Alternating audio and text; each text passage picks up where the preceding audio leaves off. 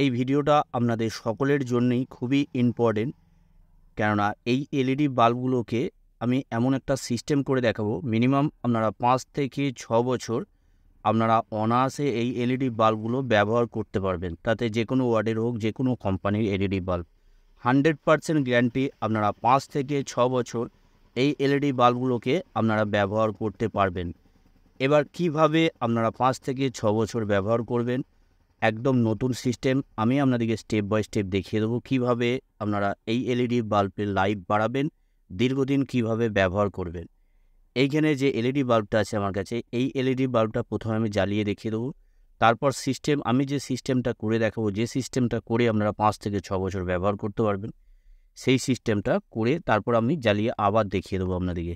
এইখানে আমি প্রথমে ডাইরেক্ট 220 ভোল্ট এসি সাপ্লাইয়ের সাথে আমি সংযুক্ত করে দেখে নেবো এলইডি বাল্বটা কী কন্ডিশনে আছে। এখন দেখতে পাচ্ছেন পুরোপুরিভাবে এলইডি বাল্বটা জ্বলছে। এবার আমি সিস্টেমটা আপনাদেরকে দেখিয়ে দেবো কীভাবে আপনারা এই এলইডি বাল্বটে লাইফ বাড়াবেন বা দীর্ঘদিন 5 থেকে 6 বছর আপনারা মিনিমাম ব্যবহার করতে পারবেন। এরপরও বেশিও ব্যবহার করতে পারেন, কিন্তু 5 থেকে 6 বছর মিনিমাম আপনারা ব্যবহার করতে পারবেন, 100% গ্যারান্টি। এইখানে প্রথমে আমি ডিফিউজারটাকে খুলে নেবো। তো ডিফিউজারটা খুলে নিলাম। খুলে নেওয়ার পর এইখানে যে দুটো তার আছে, এই দুটো তারকে আমি খুলে নেব। দুটো তারকে খুলে নেওয়ার জন্য আমি সোল্ডারিং আয়রন নেবো। সোল্ডারিং আয়রন দিয়ে সুন্দরভাবে আমি এইখানে দুটো তারকে খুলে নেব।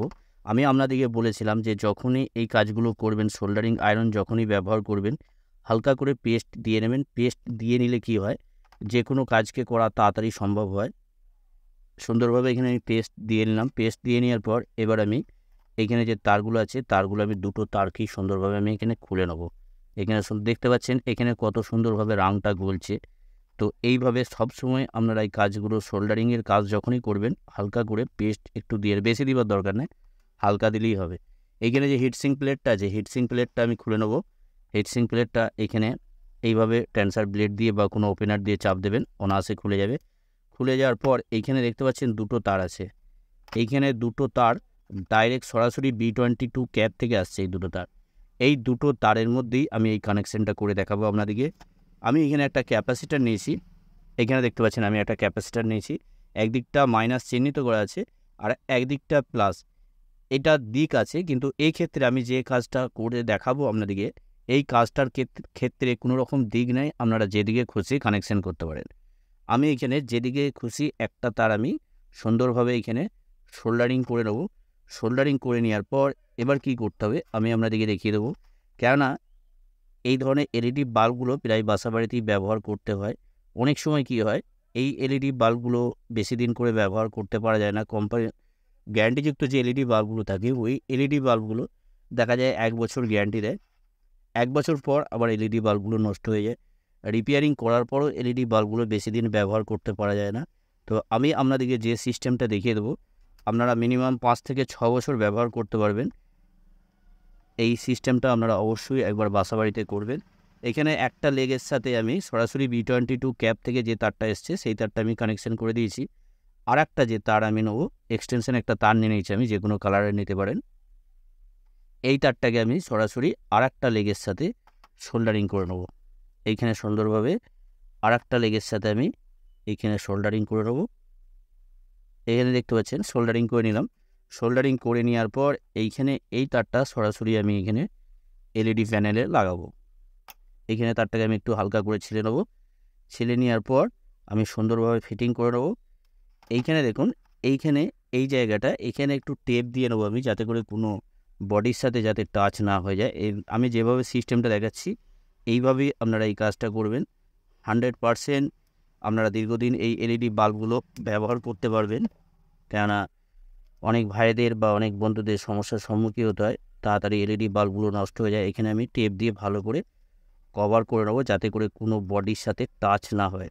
এখানে সুন্দরভাবে আমি টেপ দিয়ে এঁটে নিলাম। টেপ দিয়ে এঁটে নেওয়ার পর এইখানে B22 এই ক্যাপটা যে লাগানো আছে এখানে দেখতে পাচ্ছেন, এই ক্যাপেতে আমি সুন্দরভাবে লাগিয়ে নেব। এইখানটাও আমি ভালো করে টেপ দিয়ে কভার করে নিচ্ছি, যাতে করে কোনো রকম টাচ না হয়।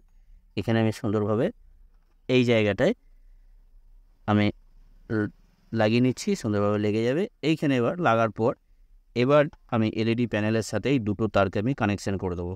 এখানে একটা তারকে আমি প্রথমে গলিয়ে নেব। গলিয়ে নেওয়ার পর তারপর একটা যে তার আছে সেই তারটাকেও আমি সুন্দরভাবে যেমনভাবে এদিকে লাগিয়েছি সেইভাবেই আমি এইভাবে গলিয়ে নেবো এদিক দিয়ে গলিয়ে নেওয়ার পর এইখানে যে আমি সোল্ডারিং করব, এইখানে সোল্ডারিং করার কোনো রকম দিক নেই, আপনারা যেদিকে খুশি সোল্ডারিং করতে পারবেন, কোনো রকম নিউট্রাল ফেজ মাইনাস প্লাস কোনো রকম দিক দেখার দরকার নেই।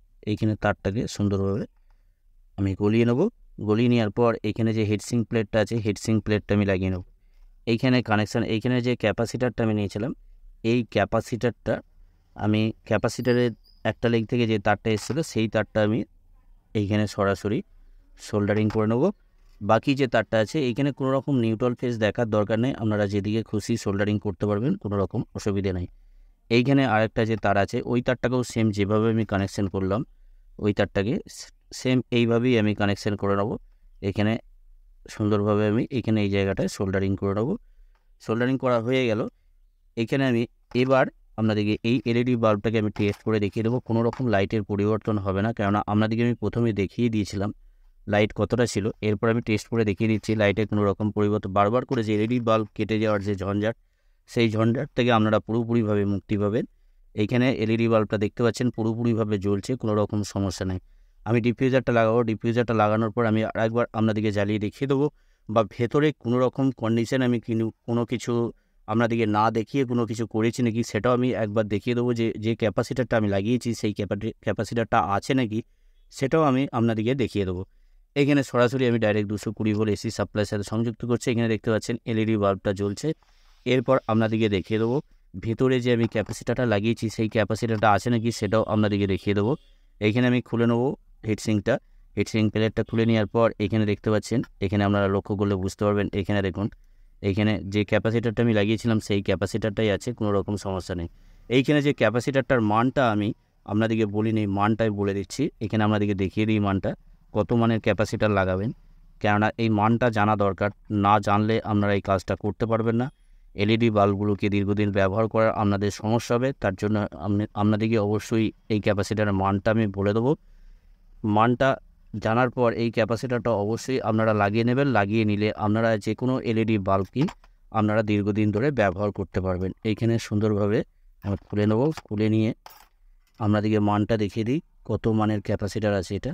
এখানে দেখুন এই ক্যাপাসিটারটা যে আমি নিয়েছি এখানে দেখতে পাচ্ছেন, এখানে 400 ভোল্ট আমি ক্যাপাসিটার নিয়েছি, 6.8 volt 6.8 volt 6.8 UF 400 volt 6.8 UF 400 volt. এখানে মানটা দেখতে পাচ্ছেন, এই মানের ক্যাপাসিটার আপনারা লাগাবেন, তাহলে এই এলইডি বাল্বগুলোকে অনায়াসে 5 থেকে 6 বছর আপনারা ব্যবহার করতে পারবেন।